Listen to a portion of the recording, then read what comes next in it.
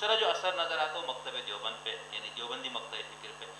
ایک جو ہمارے ہاں بریلوی مکتب فکر ہے ان کے ہاں اس کا اثر بالکل نہیں نظر آتا. ڈاکٹر طاہر القادری صاحب کی ایک استثنائی مثال ہے، لیکن ان کا جو تصور اسلام ہے، تصور انقلاب ہے، اسلامی نظام کو جو تصور ہے وہ بھی آپ دیکھیں تو سوشلزم کے آس پاس ہے. ٹھیک ہے، تو اس لیے سید ابوالعلا مودودی صاحب ہے جو اس فکر کے جن کو بانی کہا جاتا ہے، جن کو اس کے خالق کہا جاتا ہے. یہاں پر مثال کے طور پر میں نے ایک دو حوالے دیے ہیں اور اپنی کتاب پہ بھی میں نے کچھ حوالے دیے ہیں.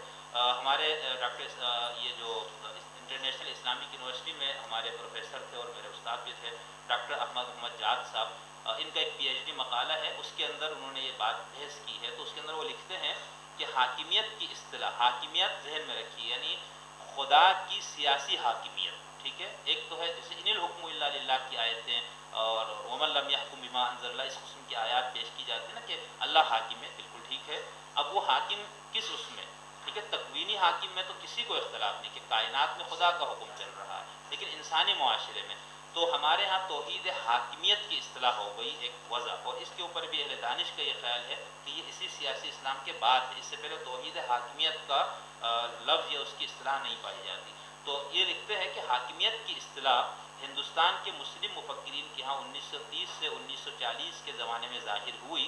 پھر مودودی مرحوم کی تحریروں سے یہ نظریہ سید قطب کے ہاں پہنچا. اچھا، یہ ڈاکٹر جاد صاحب خود مصر کے ہیں، ٹھیک ہے، اور انٹرنیشنل اسلامک یونیورسٹی میں فلسفے کے پروفیسر رہے ہیں اور اپنی ہے یہاں پر، تو یہ انہوں نے لکھا ہے. ٹھیک ہے، اس طرح سید قطب کے ہاں یہ نظریہ پہنچا، پھر ان سے اسلامی احیائی تحریک کی طرف منتقل ہوا. یہ تقریباً 70 کی دہائی کی بات ہے. اس دور کی احیائی تحریکوں کی قیادت اپنی نسبت سید مودودی اور سید قطب کی طرف کرتی تھی. مثال کے طور پر مصر کی انہوں نے ایک دو جماعتوں کا نام دیا. یہاں پر جماعت التکفیر والہجرہ پوری ایک جماعت ہے، ان کی پوری تاریخ بہت دلچسپ سے پڑھ لیجیے، اور جماعت الجہاد وغیرہ. ٹھیک ہے، اسی طرح ایک اور عرب عالم دین ہے ابو حسام الدین طرفاوی صاحب، ان کی کتاب ہے الغلو فی التکفیر المظاہر الاسباب العلاج. اس کے اندر انہوں نے بہت پوری تفصیلی بحث کی ہے. کتاب مختصر ہے یہ بتانے کے لیے کہ یہ جو جدید جو انتہا پسندی ہے یا جو ایک شدت پسندی ہے، اس کی فکری بنیادیں کہاں ہیں. تو ان کا بھی یہ خیال ہے کہ یہ اسلام کی سیاسی تعبیر کے اندر مضمر ہے، اور اس کے انہوں نے لکھا کہ یہ سید ابوالعلا مودودی مرحوم صاحب تھے جنہوں نے یہ چیز پیش کی. اور انہوں نے یہ بھی لکھا ہے کہ سید ابوالعلا مودودی مرحوم کا جو منہج ہے وہ اہل بدعت کا منہج. ٹھیک ہے، یہ لفظ انہوں نے استعمال کی اپنی کتاب میں. اہل بدعت کا منہج کا مطلب کیا ہوتا ہے کہ آپ اپنی فہم کو پیش کرتے ہوئے اس پورے تاریخی تناظر کو رد کرتے ہیں. ٹھیک ہے، جو 1400 سال جس کی تعبیر کی ایک تاریخ ہے، اس کو یا تو آپ بالکل رد کر دیں، اس پہ تنقید کریں، یا آپ اس سے بالکل استفادہ ہی نہ کرو اور ایک اس طرح سے. تو اس مفہوم میں انہوں نے یہ کہا کہ یہ بدعت ہے. ٹھیک ہے. اچھا، یہاں پر ایک سوال پیدا ہوتا ہے، میں مختصر بیان کروں گا. روایتی ہمارے جو فقہی مسالک کے اندر جو خلیفہ، خلافت، نظام اسلامی، اس کو کوئی انکار نہیں کرتا، یہ آپ ذہن میں رکھ لیجیے گا. ٹھیک ہے، سب اس بات کے قائل ہے. اسلامی آج بھی دیکھیں نا، ریاست مدینہ کا وہ کتنا فروخت ہوتا ہے ہمارے یہاں. ٹھیک ہے، جنرل ضیاء الحق نے اسی کی بنیاد پہ ہم پہ 11 سال حکومت کی ہے. ٹھیک ہے، تو یہ آج بھی ہم بہت اس کو پسند کرتے ہیں نا. ہمارے لیے خواب ہے، ایک ہمارے ایک رومانوی ہے، اس سے ایک وابستگی ہے، جذباتی وابستگی ہے. ہمیں بتایا جاتا ہے، جیسے کل کہا تھا نا کہ تصور یہ ہے کہ خلیفہ درخت کے نیچے ہے، پتھر کے اوپر ان کا سر ہے. ٹھیک ہے، ایک چادر ہے، بدلنے کے لیے دوسرا جوڑا نہیں ہے. ٹھیک ہے، سفر پہ جا رہے تو غلام سوار ہوتا ہے، خلیفہ اس اونٹ کا مہار پکڑ لیتے ہیں، اور خلیفہ جب وہ ہو تو یہ تصور ہے. تو ہم سمجھتے ہیں کہ شاید ایسا ہی ہوگا. تو روایتی اہل علم، روایتی جتنے میں ہمارے یہاں مسالک موجود ہیں اہل سنت کے یہاں خاص طور پر، ان کے ہاں اس بات کا انکار نہیں ہے کہ اسلامی نظام بھی ہونا چاہیے، اسلامی خلافت قائم ہونا چاہیے، یہ سب. لیکن فرق کیا ہے بنیادی، وہ میں نے آپ کو بتا دیا. ٹھیک ہے، نصب العین زندگی کے طور پر نہیں ہے یہ. ٹھیک ہے، مقصد زندگی کے طور پر نہیں ہے. مولانا مفتی تقی عثمانی صاحب نے اپنی کتاب، بہت خوبصورت اور بہت علمی کتاب ہے، اس کے اندر انہوں نے لکھا ہے کہ جو سیاسی نظریات پر ہے، اس کے اندر مفتی صاحب یہ لکھتے ہیں کہ دوسری انتہا پسندی بعض ایسے افراد نے اختیار کر لی ہے. مدنی صاحب ٹائم ہو جائے تو مجھے بتا دیجیے گا، میں رک جاؤں گا. ٹھیک ہے، دوسری انتہا پسندی بعض ایسے افراد نے اختیار کر لی ہے جنہوں نے سیکولرزم کی تردید اس شدت کے ساتھ کی. اب یہ ذرا ان کے الفاظ سنیے گا کہ سیاست ہی کو اسلام کا مقصد اصلی قرار دے دیا. یعنی یہ کہا کہ اسلام کا اصل مقصد ہی یہ ہے کہ دنیا میں ایک عادلانہ سیاسی نظام قائم کیا جائے، اور اسلام کے باقی سب احکام اس مقصود اصلی کے تابع ہے. یہ مفتی تقی عثمانی صاحب کے الفاظ ہے. ٹھیک ہے، لہٰذا جو شخص سیاست کے میدان میں دین کی سربلندی کے لیے کام کر رہا ہے بس وہ ہے جس نے دین کے مقصود اصلی کو پا لیا. ذرا آگے چل کر مولانا صاحب لکھتے ہیں مفتی صاحب کہ لیکن تنہا اس کو دین کا اصلی مقصود قرار دینے سے ترجیحات کی پوری ترتیب الٹ جاتی ہے. اب یہ کس طرح سے الٹ جاتی ہے؟ ترجیحات کی یعنی دین کی جو ترجیحات ہے، اسلام کی جو ترجیحات، اس کی ترتیب الٹ جاتی ہے. کیونکہ اگر یہ بات ذہن میں بیٹھ جائے کہ دین کا اصل مقصد سیاست اور حکومت ہے تو اس ذہنیت سے متعدد خرابیاں جنم لیتی ہیں. انہوں نے چند خرابیاں بتائی ہے جو آپ کو جدید اہل تعبیر کے ہاں کسی کے پاس زیادہ کسی کے پاس یہ چیز کم نظر آئے گی. ٹھیک ہے کہ کیا کہ جب سیاست مقصود اصلی ہو گئی تو باقی چیزیں اس کی تابع ہو گئی. ٹھیک ہے، نصب العین چونکہ وہ ہے، مشن وہ ہے، مقصد وہ ہے، منتہا وہ ہے، جنت کا حصول کا ذریعہ ہی وہ ہے کہ آپ اسلامی حکومت کے قیام کے لیے سب کچھ نچھاور کرنے کے لیے نکل آئیں. اسی طرح سب عبادتیں اس اعلیٰ مقصد یعنی سیاست اور حکومت حاصل کرنے کے ذرائع ہے. ان ذیلی مقاصد میں سے کسی کی قربانی دینی پڑ جائے تو کوئی حرج نہ سمجھا جائے. جو لوگ عبادت وغیرہ میں مشغول رہتے ہیں انہیں دین کے اصل مقصد سے غافل سمجھا جاتا ہے، بلکہ بعض اوقات ان کی تحقیر اور ان کے ساتھ استہزاء کا معاملہ کیا جاتا ہے. ٹھیک ہے، یہ باقاعدہ ہمارا اپنا ذاتی مشاہدہ بھی ہے. اور خاص طور پر جب اہل تشیع کے ہاں یہ انقلاب کا فکر آتا ہے تو آپ ادھر دیکھ لیجیے. ہمارے یہاں پر محترم جواد نقوی صاحب بہت معروف ہے، عروۃ الوثقیٰ والے، ان کو یہ سمجھا جاتا ہے کہ یہ انقلابی اسلام کے قائل ہیں. تو ان سے جو متاثر نوجوان یونیورسٹی کالجز کی خاص طور پر وہ علماء کی بہت توہین کرتے ہیں، اپنے علماء کی. بیٹھا ہوا قال رسول مدرسوں مسندوں میں بیٹھ، ان کو کیا پتہ اسلام کو. یہ باقاعدہ میرا مشاہدہ ہے. اچھا، اہل سنت کے یہاں بھی جن نوجوانوں نے اس طرح کی تعبیر کو پڑھ لیا، آپ ان سے اگر آپ لوگوں کا واسطہ پڑا ہے تو آپ کا یہ مشاہدہ ہوگا، میرا ہے. وہ بہت تحقیر کرتا ہے، یعنی روایت وہ کہتے ہیں یہ تو کیا ہے، مدرسوں میں بیٹھے ہیں، دین پڑھ رہے، معاشرے میں انقلاب لانا، نظام تبدیل کرنا، اور کچھ بھی نہیں. تو یہ چیز باقاعدہ میرا اپنا ذاتی مشاہدہ ہے. ٹھیک ہے، آخری بات انہوں نے یہ بات لکھی کہ اس تصور کا لازمی نتیجہ نکلتا ہے کہ دنیا میں جتنے انبیاء کرام تشریف لائے ان کی اکثریت دین کے اصل اور بنیادی مقصد کو حاصل کرنے میں ناکام رہی. ٹھیک ہے، کتنے انبیاء ہے ہمارے ہاں تو معروف یہ کہ یہ تقی عثمانی صاحب کو میں بتا رہا ہوں. ٹھیک ہے، کہ اگر اس طرح سے ہم تعبیر اسلام کی سیاسی تعبیر کو مان لے اور مقصود اصلی اسی کو قرار، لیکن میں آپ کو پھر وضاحت کرتا ہوں کہ یہ مولانا تقی عثمانی صاحب ہو یا جو بھی روایتی ہمارے لہروں میں، وہ اسلامی نظام کے قیام یا اس کو ایک مثالی نظام سمجھنے سے انکار نہیں کرتا. ٹھیک ہے، وہ بتانا ہی چاہ رہے کہ منتہا مقصود مشن اس کو نہیں بنانا ہے، اگر بنا لیا تو پھر یہ چیز ہو جائے گی. اسی طرح اس نقطۂ نظر کے اوپر آپ مولانا ابوالحسن علی ندوی صاحب، ٹھیک ہے، ان کی کتابیں، انہوں نے بھی توحید حاکمیت پر توحید سے بات کرتے ہوئے اس تصور پہ تنقید کی ہے. انہوں نے کہا کہ یہ آج کے دور میں کچھ لوگ پیدا ہو گئے ہیں جنہوں نے یہ بتایا کہ بھائی توحید کا مطلب ہے خدا کی سیاسی حاکمیت قائم کرنا. ٹھیک ہے، یہ بت پرستی، یہ تو مطلب جہالت کی پیداوار، یہ تو کوئی اتنا مسئلہ نہیں. اصل شرک جو ہے نا وہ تو یہ ہے کہ آپ کا حاکم اور حکومت اور نظام جو ہے نا وہ طاغوت کا ہے اور غیر اسلامی. ٹھیک ہے. اچھا، اب یہ جو میں بہت مختصر، مجھے لگتا ہے میں بہت زیادہ تفصیلی، لیکن ٹھیک ہے میں اچھا اب یہ جو اگلا میرا وہ ہے کہ سیاسی یہاں پر جو کچھ لکھا ہے وہ میں نے سب آپ کے سامنے نہیں بیان کی. ٹھیک ہے، پیپر آپ لوگوں کے سامنے موجود ہے. سیاسی اسلام کے شیعہ اور سنی فکر پر اثرات، تو اس حوالے سے میں نے آپ کو شروع میں ایک اشارہ کر دیا تھا کہ مکمل طور پر جو روایتی فکر ہے اس کی ہاں اس کی پوری جو اس کا پورا اثر ہے وہ تو کہیں نظر نہیں آتا. ٹھیک ہے، کہ ہم یہ کہیں کہ مکتب دیوبند نے اس اسلامی تعبیر کو مکمل اپنا لیا، ایسا نہیں ہے. بریلویت نے مکمل اپنا لیا، ایسا نہیں ہے. سلفیوں نے مکمل اپنا لیا، ایسا نہیں ہے. ٹھیک ہے، مکمل نہیں اپنایا گیا، لیکن اس کے اثرات بہرحال ہر جگہ آپ کو نظر آئیں گے اور موجود ہے. ٹھیک ہے، اس کے لیے میں نے ایک محترم خورشید ندیم صاحب کی جو ابھی کتاب شائع ہوئی سیاسی اسلام، اس کے اندر انہوں نے لکھا ہے اگرچہ اب ہمیں روایتی علماء کے ہاں بھی اس کے اثرات نظر آتے ہیں. اس حوالے سے خورشید ندیم صاحب نے لکھا ہے، میں ان کو اقتباس پڑھتا ہوں. انہوں نے لکھا کہ اس کا دلچسپ پہلو یہ بھی ہے کہ روایتی دینی فکر کے علمبردار حلقے نے اگرچہ مولانا مودودی کے افکار اور علمی حیثیت کو فی الجملہ مسترد کر دیا، لیکن اس وقت یہ حلقہ بھی بالفعل اسی فکر کو قبول کیے، بالفعل. ٹھیک ہے، یعنی اگر آپ دیکھیں تو وہ ان کے اصطلاحات، الفاظ، اور ابھی ہم آگے جب تھوڑی سی بات کریں گے ٹی ٹی پی وغیرہ پہ تو یہ چیز نظر آئے گی، لیکن اس کے اثرات بہرحال باقی مکاتب پہ بھی آئے ہیں لیکن مکمل طور پر نہیں. اس نے ان اصطلاحات کو شعوری یا غیر شعوری طور پر اختیار کر لیے ہے جو سیاسی اسلام کے تحت تشکیل پذیر ہوئی. ایک رائے یہ بھی ہے کہ تنقید کے باوجود روایتی دینی حقیق تنقید ہے. ٹھیک ہے، ایک نقطۂ نظر ہے، اس سے اختلاف کیا جا سکتا ہے کہ روایتی دینی حلقہ اس فکر کی پوری تفہیم سے قاصر رہا، بہت کم لوگ اس حقیقت کو جان سکے. یہی وجہ ہے کہ اس حلقے نے سیاسی اسلام کی اصطلاحوں کو تو قبول کیا، اس کے مغز تک رسائی حاصل نہ کر سکا. تو یہ تو کیا کہنا چاہیے، ایک دائرانہ نظر سے ہم دیکھیں تو یہ چیز ہے. ٹھیک ہے.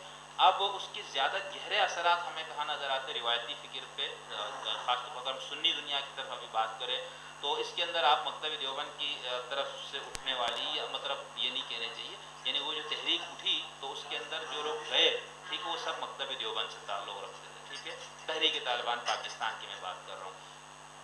اسی طرح ایک اور تحریک جو عالمی سطح پہ اٹھی، داعش، ٹھیک ہے، اس کی طرف زیادہ تر جانے والے لوگ ہمارے سلفی مکتب سے تعلق رکھنے والے لوگ تھے. ان دونوں کو آپ دیکھیں تو ان کا جو تعبیر اسلام ہے، یا جو وہ اپنا منہج تبدیلی بتاتے ہیں، انقلاب اور تبدیل کرنے کا، طاغوتی نظام، کفریہ نظام، شرک پہ مبنی نظام، اس کو ختم کرنے کا جو طریقہ بتاتے ہیں اور اس کا جو پورا انہوں نے ایک منہج دیا ہے، وہ آپ کو یہ نظر آئے گا کہ روایتی فقہی تناظر میں ان کو اس کی لیے کوئی سہارا نہیں ملتا.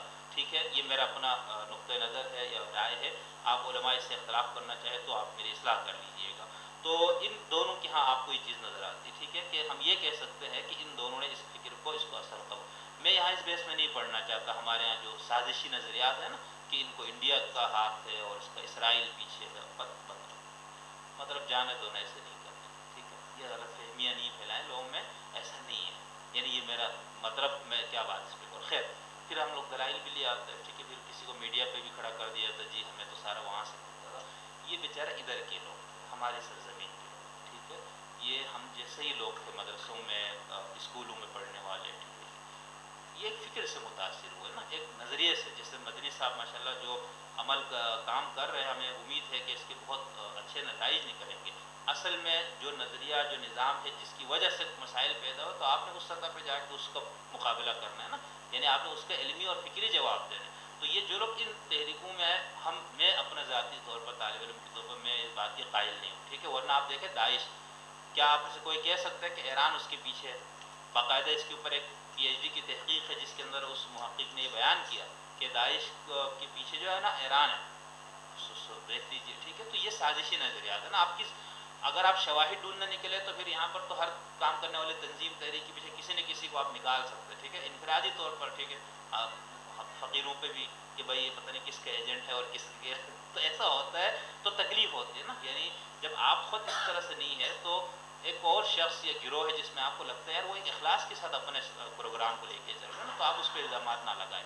تو یہ چیز ہمیں نظر آتی ہے ان کے ہاں. لیکن پھر ہمارے آپ کو یاد ہے کہ جب سے یہ تحریک وجود میں، اس کے حوالے سے مختلف اس کی توجیحات دی گئی ہے کہ یہ تحریکیں وجود میں کیوں. ایک تو میں نے آپ کو بتایا یہ کہ عالمی سازش ہے، اس کے اوپر انڈیا کی خفیہ ایجنسی اور اپنا روس نہیں ہے، اپنا اسرائیل ہے اس کے پیچھے. ایک تو یہ. دوسرا نظریہ کچھ لوگ یہ بتاتے ہیں کہ یہ لال مسجد پہ جو آپریشن کیا مشرف صاحب کے دور میں، یہ اس کا رد عمل ہے جس کی وجہ سے لوگ نکالا ہے. ٹھیک ہے. اس کی بھی ایک جزوی صداقت موجود ہے اس کے اندر. اچھا، اسی طرح یہ بتایا جاتا ہے کہ نہیں، افغانستان میں ایک اسلامی حکومت قائم تھی، ایک غاصب قوم نے آ کے اس کو ختم کیا امریکہ نے، اور پھر وہاں پر ان کو ختم کر دیا. تو پھر اس کے رد عمل کے طور پر یہ سب باتیں صحیح ہوں گی اپنی جگہ. ٹھیک ہے. وہ سازش والی بات یا بیرونی طاقتوں کا، اس کو چھوڑ کے باقی سب چیزوں میں جزوی صداقت ہے.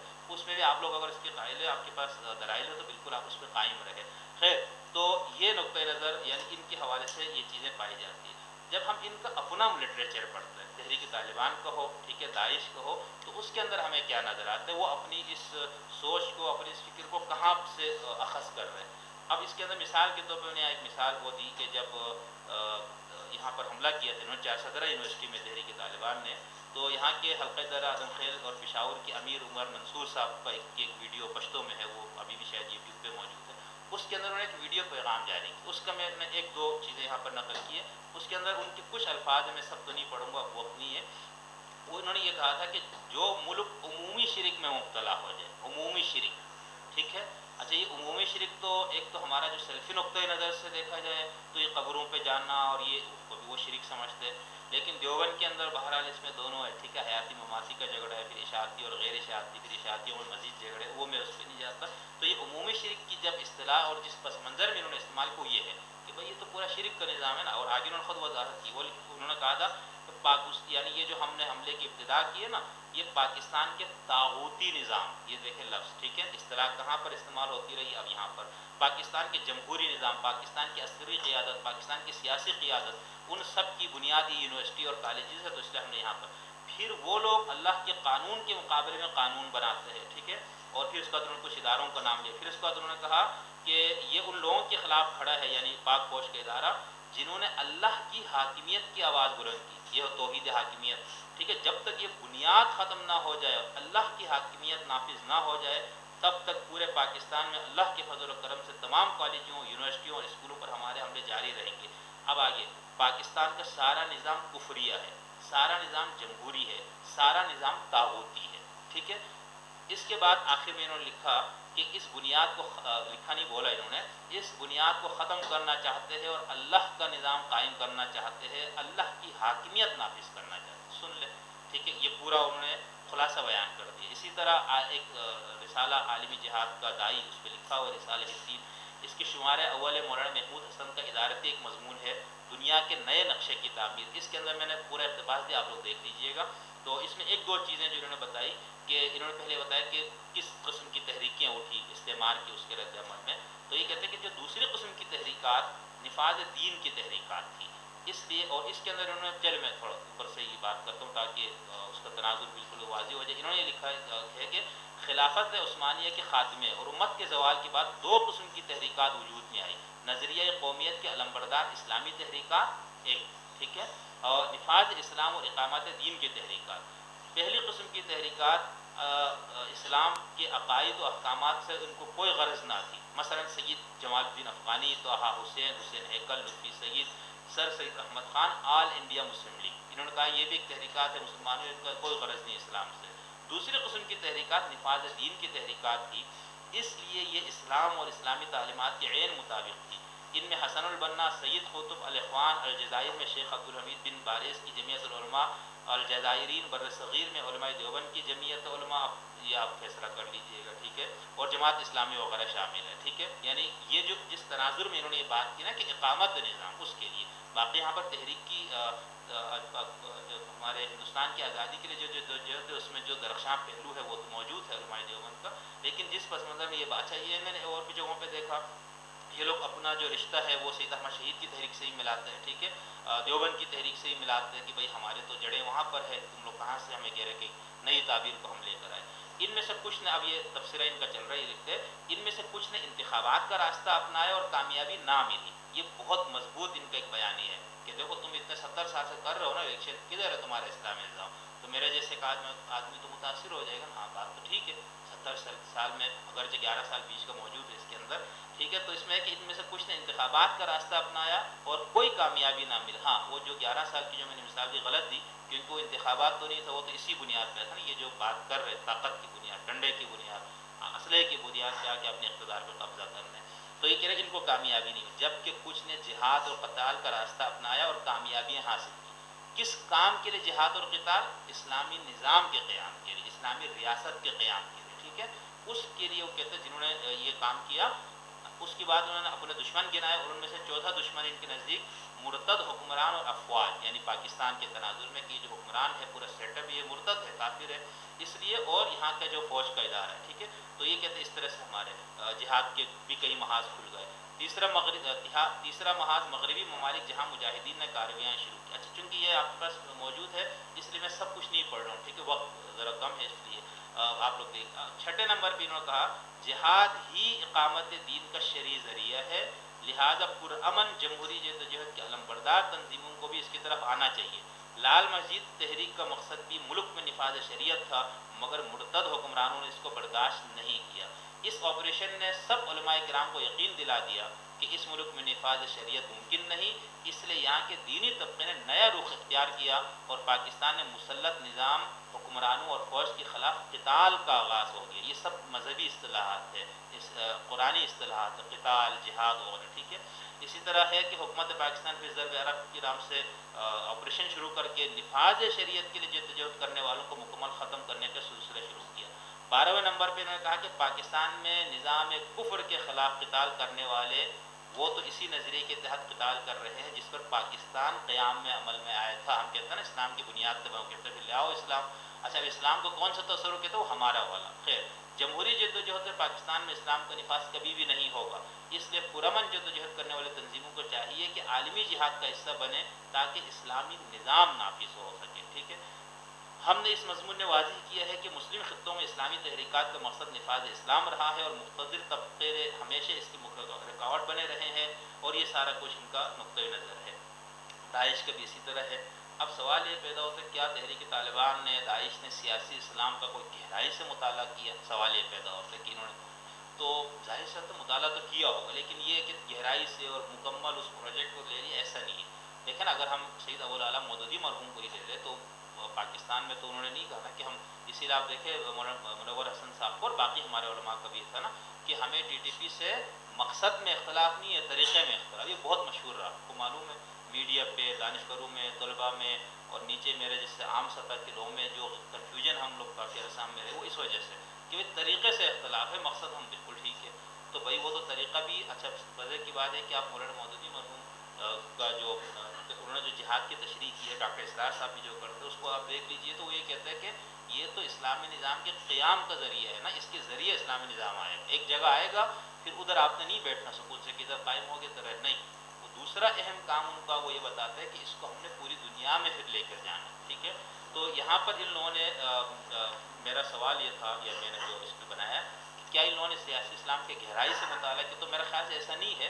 ہاں لیکن کوئی فکر جب غالب ہو جائے نا معاشرے میں تعبیر اور غالب سے مراد یہ کہ آپ کو یاد ہوگا ہمارے ہاں 1960 سے لے کر آپ یہاں پر 80 تک آپ دیکھ لیں دانشور طبقے میں صحافی حضرات کے اندر یونیورسٹی اور کالجز میں پروفیسروں میں بہت زیادہ لوگ آپ کو نظر آئیں گے جو سید ابوالعلا مودودی کی فکر سے بہت زیادہ متاثر ہوئے. ایسا ہی ہے. ٹھیک ہے. مدارس کی سطح کو چھوڑ دیجئے ان سارے جگہوں پہ اور معاشرے میں جو غالب بیانیہ بنتا ہے غالب نظریات ترویج پاتے وہ اس کی ذرائع یہی ہے نا. ٹھیک ہے. یونیورسٹیوں میں سے میڈیا پہ آپ بیٹھے ہوئے لوگ تو کہنے کا مطلب ہے کہ وہ اس غالب فکر کی وجہ سے لگتا ایسا ہے کہ ان لوگوں نے اس پورے اثر کو قبول کیا اپنے کچھ پہلوؤں میں تمام پہلوؤں میں نہیں. خاص طور پر جس وجہ سے شدت پسندی آئی جس وجہ سے تلوار اور بندوق اٹھا کر وہ نظام کے قیام کے لیے اٹھے تو اس کے اندر بہرحال اہل دانش کا یہ خیال ہے علماء کا جن لوگوں نے اس پہ کام کیا کہ یہ پہلو نظر انداز نہیں کر سکتے. یہ سیاسی اسلام کا یہ پہلو جس نے اس کو متاثر کیا. اثنا عشری شیعہ فکر پہ مختصر بات کر لیتا ہوں. دیکھیں اثنا عشری جو شیعہ فکر ہے وہاں پر متفقہ بات یہ سمجھی جاتی تھی کہ دوسرے انسانوں پر مکمل حق ولایت حق حکمرانی معصوم کو حاصل ہے. یعنی اس شخص کو جس کو خدا نے نصب کیا ہے مقرر کیا ہے کہ بھئی یہ تم لوگوں پر حکمرانی کرے گا تمہارے معاملات چلائے گا. ٹھیک ہے. اور دوسرا یہ ہے کہ وہ معصوم ہونا ضروری ہے. ٹھیک ہے. یعنی نبی جو ہے وہ معصوم بھی ہوتا ہے خدا کی طرف سے مقرر بھی ہوتا ہے. البتہ اماموں پہ وہی نہیں آتی تو اس لیے فرق ہو جاتا ہے. لیکن اس پہلو میں نبوت اور امامت بالکل ایک ہی ہے کہ معصوم ہے دونوں میں عصمت پائی جاتی ہے اور دونوں خدا کی طرف سے مقرر ہے. تو ان کا نقطۂ نظر تو یہ تھا. اچھا اب وہاں پر 12ویں امام کے بعد پھر اس وقت تک باقی سلسلہ نہیں رہا تو ان کا ہاں سوال یہ پیدا ہو کہ ہن کی کرے. تو ان کے ہاں کچھ روایات کچھ احادیث کی بنیاد پہ یہ نقطۂ نظر پروان چڑھا کہ امام کی بات نائب امام ہے جو آپ کے معاملات چلائیں گے. اچھا اب یہ جو 12واں امام جب دنیا غیبت میں چلے گئے تو پھر وہ نظر ایسا آتا ہے کہ وہ بالکل اس سطح پہ آ گئے جہاں پر حضور اکرم کے وصال کے بعد مسلمانوں کا تھا کہ اب مسلمانوں کو نظم اجتماعی چلانا ہے خلیفہ کس کو بنانا ہے کیسے بنانا ہے. ٹھیک ہے. تو شیعوں کے یہاں 12. اچھا یہاں پر دوسری بات یہ ذہن میں رکھیے کہ یہاں پر صرف دینی لحاظ سے رہنمائی کی بات ہو رہی ہے شیعوں میں کیونکہ دنیاوی اقتدار تو کسی امام کو نہیں تھا نا. حضرت علی رضی اللہ تعالیٰ عنہ کے بعد اور امام حسن علیہ السلام کو کچھ عرصے کے لیے اس کی بات تو کہیں نہیں ہے کسی امام معصوم کو میں بتا رہا ہوں. تو اب ان کے ہاں جو مسئلہ درپیش تھا وہ تھا کہ اب دینی معاملات میں رہنمائی کے لیے کیا کرے امام تو نہیں رہا. تو پھر ان کے ہاں یہ آیا کہ فقیہ یعنی جو سب سے زیادہ علم والا ہے دین کا حدیثوں کا قرآن کا اس حوالے سے عالم تو جو صاحب علم ہے زیادہ آپ اس سے رہنمائی لے اس سے فتویٰ لے اور اپنے دینی معاملات چلا لیں. اس کو روایتی طور پر شیعہ فکر میں ولایت فقیہ کہا جاتا ہے. ٹھیک. ولایت کا مطلب حکومت اقتدار کنٹرول کوئی بھی آپ اس کو معنی کر لے. اب اس کی حدود کیا ہے اس پہ بحث ہے. دوسرا ہے فقیہ یعنی جو عالم دین ہے جو مجتہد ہے اب جو ایک عام شیعہ ہے وہ تقلید کرے گا کسی نہ کسی فقیہ کی، تو اسی کو ولایت فقیہ کہا جاتا تھا، ٹھیک ہے. یہ ان کے ہاں تصور موجود تھا اہل تشیع کے ہاں. یہاں پر میں نے آیت اللہ سید محمد حمدانی صاحب کی کتاب جیسے ایک اقتباس نقل کیا ہے جس میں وہی بتاتے ہیں کہ ولایت فقیہ کا مسئلہ ہے کیا، یہ آپ یہاں سے پڑھ لیجئے گا، ٹھیک ہے. تو اس کے اندر ان کا یہ خیال ہے کہ یہ جو تیسرا تصور ہے ولایت فقیہ کا، کہ ایک فقیہ جامع الشرائط مجتہد کو یہ حق حاصل ہے کہ وہ اسلامی حکومت کو قائم کرے اور فقہ جعفریہ کے جو یا اسلام کے جو احکامات ہیں اس کا وہ نفاذ کرے. اسی کو وہ اس ولایت فقیہ کا وہ تصور کہا جاتا ہے جو آج دنیا میں زیر بحث ہے. ایران میں اسی کی بنیاد پہ حکومت قائم ہے، ٹھیک ہے. اور آخری جو فائنل اتھارٹی، ٹھیک ہے، وہاں پر جمہوریت کے نام پر بھی کچھ ہوتا ہے، ٹھیک ہے، صدر بھی آتا ہے، لیکن وہاں کا جو مضبوط ترین اسٹیبلشمنٹ ہے وہ آیت اللہ خامنئی رہبر ہے، ٹھیک ہے. ان کا وہ اور ان کی مجلس جس بندے کو نہ آنے دو تو وہ تو نہیں آ سکتا، الیکشن بھی نہیں لڑ سکتا.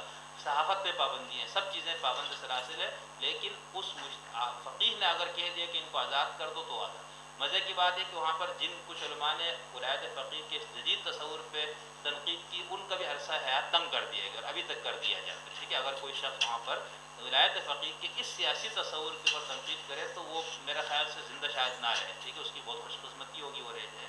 تو یہ چیز ہو گئی. یہ ہے وہ ولایت فقیہ جو اہل تشیع کے ہاں موجود ہے، ابھی اس کی بنیاد ان کے حکومت قائم ہے. اچھا، اس کی کیا مولانا امام خمینی مرحوم سے پہلے کیا مثال نہیں ملتی؟ اس کی ایک تو چھوٹی چھوٹی مثالیں ملتی.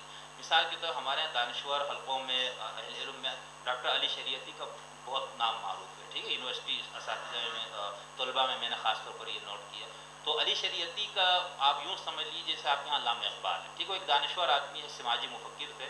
وہ اس دور کے نظاموں اور ان چیزوں سے متاثر تھے، تو انہوں نے اس حساب سے سرخ شیعت کا نعرہ بلند کیا، ٹھیک ہے. امام حسین کے اسوہ کو لے کر آتے کہ دیکھو یزید جیسے حکمران کے خلاف انہوں نے وہ کیا تو ہم کیوں نہ کرے. اور وہاں پر یہ ذہن میں رکھے بادشاہت ہے ایران کے اندر، ٹھیک ہے. اس تناظر میں ایک اور شخص کا نام اس میں آتا ہے جس کو سید باقر الصدر کہا جاتا ہے. یہ عراق کے تھے اور صدام حسین کے دور میں ان کو شہید کیا گیا، ٹھیک ہے.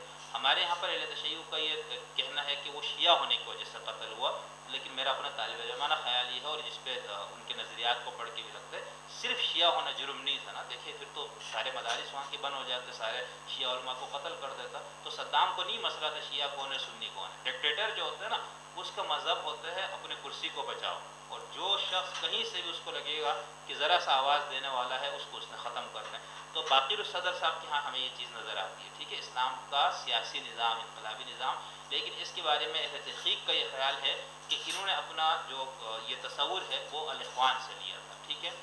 اب جو تیسرے اور آدمی آیت اللہ نجف آبادی صاحب بہت معروف ہے، انہوں نے اگرچہ یہ آج کے دور میں اسلامی حکومت کے قیام اس پہ تو انہوں نے بات نہیں کی، لیکن امام حسین کا جو یزید کے خلاف نکلنا تھا، اہل سنت کے ہاں مسئلہ خروج میں اس کا بہت تفصیلی بحث آتا ہے. اس کا کیا مقصد تھا؟ بھائی امام حسین کیوں جا رہے تھے، ٹھیک ہے. اس پہ شیعوں کے ہاں 20 سے زائد نظریات پائے جاتے ہیں کہ امام حسین نے یہ قدم اٹھایا کیوں. ہمارے ہاں تو اس طرح بیان کیا جاتا ہے نا بس یہ بڑا ایک انقلابی اس طرح سے تھا، لیکن 20 سے زائد آراء اہل تشیع کے ہاں موجود ہے کہ امام حسین علیہ السلام نے یہ قدم کیوں اٹھایا. اہل سنت کا تناظر بالکل واضح ہے کہ یہ ٹھیک ہے فاسق ظالم حکمران تھا، ٹھیک ہے، جمہور اہل سنت کا، تو اس کے خلاف تو یہ مسئلہ خروج میں اس کا بحث آتا ہے.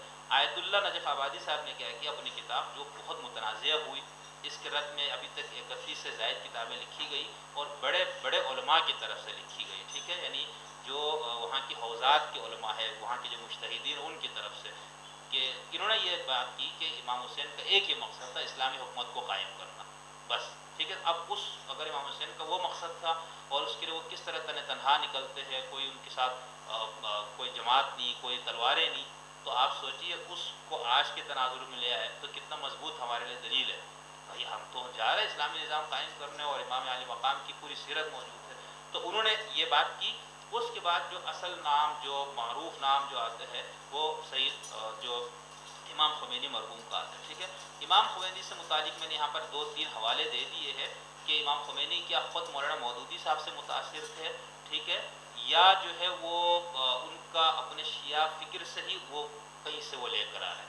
تو زیادہ تر ابھی تو اس سے بہت کم میرے نظر سے تحقیق کم گزری، آپ اہل دانش کو زیادہ اس کا پتہ ہوگا، تو جن تحقیق محققین نے اس پہ تھوڑا بہت کام کیا ان کا یہ خیال ہے کہ امام خمینی کے فکر کو بھی متاثر کرنے والی جو فکر ہے وہ سید مودودی صاحب کی، مثال کے طور پر قاضی جاوید صاحب، انہوں نے ایک منٹ کا اقتباس دیا ہے، تو انہوں نے آخر میں یہ لکھا ہے کہ یہاں تک کہ بہت سے تجزیہ کار امام خمینی پر سید مودودی کے اثرات ڈھونڈنے لگے، ٹھیک ہے، اور کئی مضامین ہے، آیت اللہ تسخیری جو ابھی موجودہ ایرانی جو اسلامی ایران جس کو ہم کہہ سکتے ہیں وہاں کے بہت بڑے ذمہ دار ہیں، انہوں نے اپنے خطوط میں اور اپنے تحریر میں سید مودودی کو کس طرح سے بیان کیا، خود امام خمینی نے سید مودودی کی وفات پہ جو تعزیتی خط لکھا وہ بھی آپ دیکھ لیجئے، تو ان سب چیزوں پہ اسی طرح میں نے محمد یسریٰ صاحب کا ایک مضمون ہے مکانۃ سید قطب لدى طیارۃ اشیاق، اور اس کے علاوہ کچھ اور میں نے حوالے دیے ہیں جس سے یہ بات ثابت ہو سکتی ہے کہ ان کے ہاں یعنی امام خمینی کے پر بھی جو اثر پڑا ہے سیاسی اسلام کا، اسلام کی سیاسی تعبیر کا، وہ انہیں کا ہے، ٹھیک ہے۔ اور دوسری بات یہ ہے کہ آپ کو یہ دلچسپ چیز اتفاق نظر آئے گی کہ دیکھیں احادیث کا ذخیرہ دونوں کا الگ ہے، ٹھیک ہے، بہت ساری حدیثیں مشترک ہیں، ٹھیک ہے، تفسیر میں دونوں کا منہج اور اختلاف بھی ہے، لیکن جو سیاسی اسلام کا پہلو ہے اس کے اندر جو اصطلاحات ہے، طاغوت کی اصطلاح ہے، اللہ کی سیاسی حاکمیت کی اصطلاح ہے، اقامت دین کی اصطلاح ہے، یہ سب چیزیں آپ کو ما بعد خمینی شیعہ فکر میں یہ چیزیں نظر آئیں گی، ٹھیک ہے، تو یہ میں نے بہت مختصراً بیان کیا، اور آخر میں استدلالی جو آیات ہے، یعنی یہ جو سیاسی اسلام کے جو ماننے والے ہیں ان کا اپنے اس سیاسی اسلام کے لیے استدلال وہ کہاں کہاں سے لیتے ہیں، وہ میں نے کچھ آیتیں آپ کو نمبر کے ساتھ اس میں ڈال دیے ہے کہ اس طرح کی آیات ہے جہاں پر زیادہ ان کا انحصار ہے، اسلام کے تصور و جہاد ہے، یہاں تک کہ قتل مرتد کی بھی سیاسی تعبیر، اس جو شروع میں جو اسلام پہ بطور مذہب اعتراض تھا وہ یہ بہت بڑا اعتراض تھا، یار یہ کیا دین چھوڑے تو آپ اس کو قتل کریں گے مرتد، ٹھیک ہے نا، یہ کیسا ہو سکتا ہے، کیا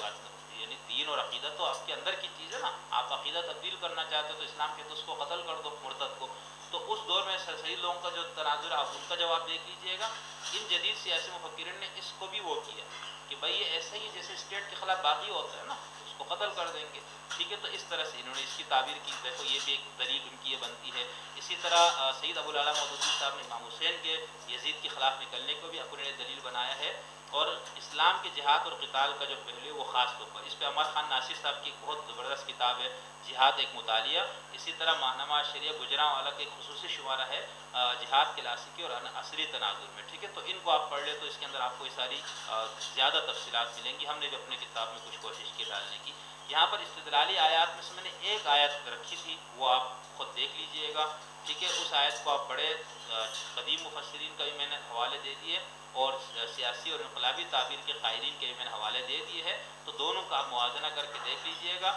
اور پھر میں نے کچھ حوالے ان مفسرین کے دیے ہیں جو ما بعد خمینی فکر کے ہیں، ٹھیک ہے، امام خمینی ما بعد مودودی فکر کے، سید ابو العلا مودودی کی تعبیر اسلام کے بعد کی جو ہمارے ہاں پر دیوبند میں بریلیوں میں یا سلفیوں میں جو مفسرین نکلے ہیں یا جنہوں نے تفسیریں لکھی ہے ان کے بھی میں نے حوالے دیے تاکہ یہ آپ کو نظر آ جائے صرف ایک آیت کی، ٹھیک ہے، باقی آیتوں کی میں نے اپنی کتاب میں دی ہے، یہاں پر میں نے ایک آیت کا ایک تقابلی سا کہ بھائی وہاں کیا، اچھا مزے یہ اس طرح ہے نا کہ دیکھیں ایک آیت ہے، ایک قرآن ایک متن ہمارے پاس ہے جس کی 1400 سال سے اس کی ایک تاریخ ہے، اس پورے تاریخی تناظر کو آپ بالکل مسترد کر کے ایک نئی تعبیر آپ لے کر آ رہے ہیں، ٹھیک ہے، تو اس کے اندر آپ جب اردو میں لکھتے ہیں تو میرے جیسے اردو خواں طبقہ پڑھتا ہے نا جن کو عربی پہ گرفت نہیں ہے تو ان کو نہیں پتہ کہ پیچھے اس پہ کس کس نے کیا بات کی ہے، تو ان کو یہ لگتا ہے کہ اس آیت کی یہی ایک تفسیر ہے، اللہ کی مراد اور اللہ کا منشا اور مفہوم یہی ہے جو اس میں بیان کیا ہے، اور دلچسپ بات یہ کہ سید ابو العلا مودودی مرحوم کی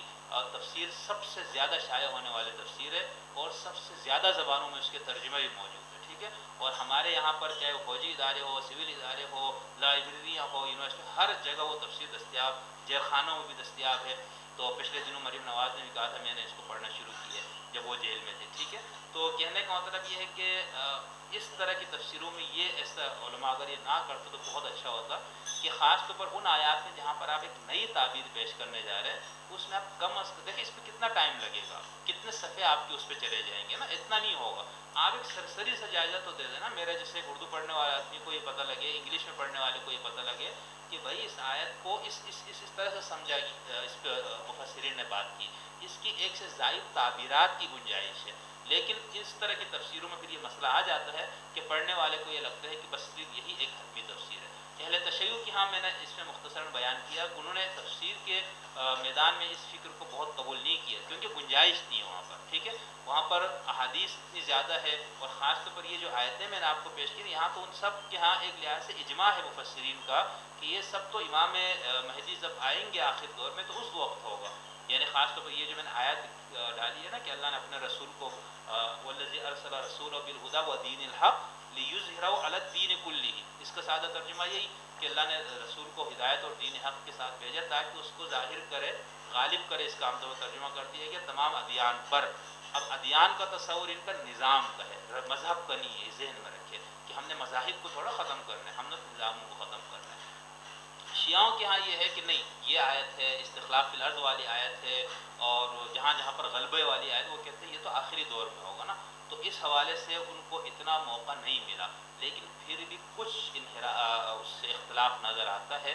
مثال کے طور پر میں نے یہاں پر جامع کوثر کے جو بڑے ہیں مولانا آیت اللہ محسن نجفی صاحب, ٹھیک ہے, ان کی تفسیر میں آپ سورہ شورا کی آیت نمبر 13 دیکھ لیجئے گا صرف. ٹھیک ہے, یعنی ان کا شیعہ قدیم مفسرین کو, اور پھر نجفی صاحب نے اس کے اندر بالکل یعنی جہاں جہاں وہ تفسیریں کرتے وہ اپنے قدیم فقہی اور تفسیری ذخیروں سے حوالہ دینے کی کوشش کرتے. یہاں پر انہوں نے اپنے قدیم شیعہ تفسیر کو ہاتھ ہی نہیں لگایا.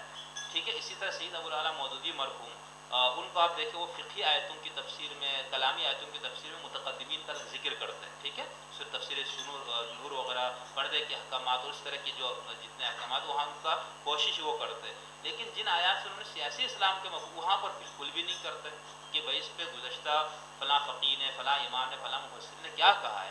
اس کا فائدہ یہ ہوتا ہے کہ پڑھنے والے کے سامنے تناظر بھی واضح ہوتا ہے اور اس کے سامنے ایک سے زائد تعبیرات بھی موجود ہوتی ہیں. ٹھیک ہے, پھر یہاں پر میں نے موجودہ ابھی گزشتہ کچھ عرصہ پہلے ان کا انتقال ہوا ہے, سید محمد مہدی موسوی خلخالی صاحب, ایران کے ہے یہ, ان کی کتاب سے میں نے ایک حوالہ دیا کہ دیکھو انہوں نے اسی آیت اظہار دین کہ اللہ نے نبی کو بھیجا دین کو تمام ادیان پر غالب کرنے, پورے شیعہ فکر کی تاریخ میں اس کا ایک مکمل مفہوم موجود ہے. ٹھیک ہے, یہاں تک کہ جو جدید انقلاب کے سے متاثرہ جو تفسیر ہے, تفسیر نمونہ جو بہت مشہور ہے, اس کے اندر بھی آپ کو دلچسپ بات ہے کہ ان آیات میں یہ چیز نظر نہیں آئے گی, اور کئی جگہوں پر کی انہوں نے, جیسے ان الحکم الا للہ اور اس طرح کی آیتوں میں تو سیاسی حاکمیت کا تصور نظر آتا ہے جو شیعہ قدیم شیعہ تفسیری فکر میں بالکل ہی نہیں ہے. لیکن اس میں آپ کو یہ نظر آئے گا. لیکن اس آیت کی تفسیر میں بھی تفسیر نمونہ والے نے یہ کام نہیں کیا کہ اس آیت کا مفہوم یہ کرے کہ نہیں یہ تو ہمیں کہا گیا نا کہ تم اٹھو اور اسلام کو نظام کے طور پر غالب کر دو. پھر میں نے آخر میں بہت عظیم قرآنی مفسر محترم امین احسن اصلاحی صاحب مرحوم کا بھی ایک حوالہ دے دیا کہ اسی آیت کا مفہوم قدیم فقہا مفسرین, اس کے بعد سیاسی اسلام کے علمبردار مفسرین, سیاسی اسلام کے بعد روایتی ہمارے ہاں جو فقہی مسالک ہے ان کے علماء, اور پھر جو ان فقہی مسالک سے ماورا علماء ہے, ٹھیک ہے, ان سے الگ جدید سیاسی تعبیر سے بھی ہٹے ہوئے, ان کی میں نے ایک مثال امین احسن اصلاحی صاحب سے دی ہے. اور پھر امین احسن اصلاحی کے ساتھ ہی میں نے آپ لوگوں کے اس میں نے اضافہ ہے یعنی بہرحال میں نے کر دیا تھا, وہ ہے محترم جاوید احمد غامدی صاحب کی تفسیر. ٹھیک ہے, البیان, تو اس کے اندر بھی آپ اس کی وہ تفسیر دیکھیں, انہوں نے اس معاملے میں اصلاحی صاحب کی پیروی کی ہے. اور ان کا یہ جو نقطۂ نظر ہے, اگرچہ قدیم تفسیروں میں اس کی تائیدی سند موجود ہے, لیکن ان دونوں تفسیروں میں بھی ظاہر سی بات ہے ایک بالکل الگ منہج, الگ فکر یا اپنے اصول اور ضوابط بنائے جس سے مین اسٹریم مکاتب سے الگ ہو گئے. تو انہوں نے بھی کہیں التزام نہیں کیا کہ کچھ قدیم کا بھی آپ ٹچ تو کر دیں نا, کوئی حوالہ دے دے, ایک تھوڑا اشارہ بھی کر دے تاکہ جو پڑھنے والے اس کو یہ لگے کہ اس کے کئی وہ ہے.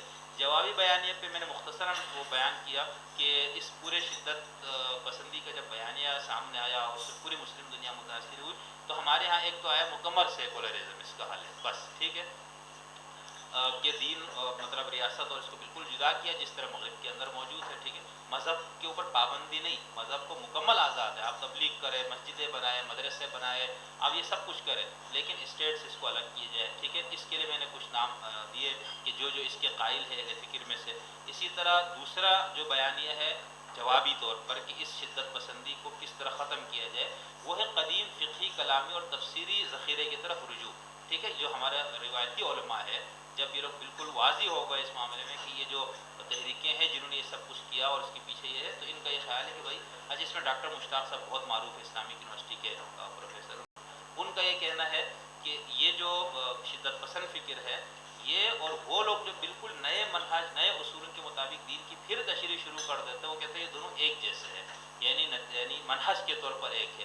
تو ان کا یہ خیال ہے کہ یہ جو جدید سیاسی جو مسلح تحریکات ہیں، ان لوگوں نے کیا منحص کیا، انہوں نے قرآن اپنی فقہی فکر سے، کلامی فکر سے، تفسیری ذخیروں سے اپنا آپ کو الگ کر کے جدید سے اثر قبول کیا۔ تو ان کا یہ نقطۂ نظر ہے کہ ہم قدیم فقہی ذخیرہ، کلامی ذخیرہ، تفسیری ذخیرہ، بھائی کتنے بڑے بڑے دماغ، آپ امام طبری کو پڑھ لینا انسان حیران رہ جاتا ہے، مطلب اس دور میں کتنا تفصیلی خوبصورت کام۔ امام راضی کو دیکھ لیا، تو کیا ہم ان سب کو دریافت کر دیں؟ تو ایسا نہیں ہے نا، آپ ان سے کہیں اختلاف، اس کا مطلب قدن میں یہ نہیں بات کر رہا ہوں کہ ہم یہ کہہ رہے ہیں کہ اجتہاد نہ ہو، نئے انداز سے اس کی تشریح سب کچھ ہے، لیکن اس سے رشتہ بالکل ختم نہ کیا جائے۔ اور خاص طور پر جب آپ ایک ایسی زبان میں لکھ رہے ہیں جس زبان کے اندر آپ کی کتاب یا تفسیر کو پڑھنے والے وہ لوگ ہیں جن کو اصل ذخیروں تک رسائی نہیں ہے، تو آپ اس کا حوالہ یا اس کا اشارہ کر دیں۔ اور اب تو بالکل آسان ہو گیا نا، اب ایک بٹن پہ ساری کتاب آپ کے سامنے ہے، ٹھیک ہے، ایپ ہے تفسیری، ہاں تمام تفسیریں اس کے اندر بہت موجود ہے، آپ اس کے اندر دیکھ لیں۔ اور اب تو بالکل بھی اس حوالے سے مشکل کام نہیں رہا۔ اسی طرح کچھ اسباب دانش کا خیال ہے کہ اس کا جو متبادل بنا ہے وہ تصوف ہے، جو اسلامی تصوف ہے اس کے اندر یہ چیز ہے۔ بس آخری میں پھر یہاں پر بات ختم کر دیتا ہوں۔ چوتھا میں نے بتایا تھا کہ نئے اصول اور مناہج وضع کر کے ایک نئی تعبیر دی جائے، ٹھیک ہے، اس پہ ہمارے جدید بہت سے علم اس پہ زور دیتے ہیں۔ اس کی مثال میں نے یہاں پہ لکھ دیا کہ محترم جاوید احمد غامدی صاحب ہے، اگر آپ میں سے کوئی فکر غامدی سے ہے اور وہ اس کو غلط سمجھتا تو وہ اس کو ابھی بات کر لے تاکہ کسی کے ذہن میں کوئی غلط فہمی ہو جائے تو وہ دور ہو جائے۔ تو اب اس کا میں نے ایک مثال دی کہ جہاد اور قتال کے بہت سارے احکام، جزیہ، مزے کی بات ہے کہ جزیہ کا جو حکم ہے نا وہ امیر اصلاحی صاحب نے بھی اس کو نہیں وہ کیا، ٹھیک ہے، لیکن غامدی صاحب کا یہ خیال ہے کہ جزیہ، مرتد کو قتل کرنا، یہ سب کے سب اتمام حجت کے قانون کے مطابق سرکار دو عالم اور خلفاء تک کی محدود ہے، بعد میں ہمارے لیے یہ نہیں ہے، ٹھیک ہے۔ اسی طرح جزوی سیکولرزم، جزوی اسلام یہ ہے۔ اور اس حوالے سے جو عملی طور پر کوئی جدوجہد کرتا ہو کوئی بندہ نظر آ رہا ہے تو ہماری خوش قسمتی ہے وہ مدنی صاحب ہے، وہ اس فکر کو، اس شدت پسندی کو انہوں نے اچھی طرح قریب سے دیکھا، ٹھیک ہے، میرے اپنے معلومات کے مطابق کوئی غلط بات ان کی طرف بھی منسوخ نہ ہو جائے۔ تو اب وہ ماشاءاللہ سے اس طرح کی محفلیں کر کے، دانش کو بلا کے، ایسے لوگوں کو بلا کے جو یہاں سے جا کے مزید 20 لوگوں کو بتا سکتے ہیں، 40 لوگوں کو بتا سکتے ہیں، تو یہ ایک عملی کام ہے، ٹھیک ہے، یعنی وہ علمی طور پر بھی کام کر رہے ہیں اور عملی طور پر بھی کام کر رہے ہیں۔ تو ہماری ان کے لیے بہت نیک خواہشات ہیں، نیک تمنائیں ہیں، ہماری دعائیں ان کے ساتھ ہے کہ اللہ تعالیٰ ان کو کامیابی عطا فرمائے۔ اور کسی شخص سے 100% متفق ہونا یہ ضروری نہیں ہے، ٹھیک ہے، آپ کو اگر ایک پوائنٹ میں بھی اتفاق ہے تو بہت ہے، اور اگر 100% بھی اختلاف ہے تو شائستگی اور احترام کو ملحوظ خاطر رکھنا یہی ایک علمی روایت رہی ہے۔ تو بس میں نے بہت لمبی بات کی، مجھے لگتا ہے میں نے آپ لوگوں کو بالکل ہی جو ہے نا وہ کر دیا۔ دانش کے سامنے ایک طالب علم بات کرے تو پھر تو بات نہیں صحیح ہوتی ہے نا۔ بارے میں بہت آپ لوگوں کا شکر گزار بھی ہوں اور معذرت خواہ بھی ہوں کہ میں نے آپ کا ٹائم زیادہ لے لیا۔ اگر کچھ نے اس پہ کوئی تبصرہ کرنا ہے تو وہ کر لیجیے، سوال میرے جیسے طالب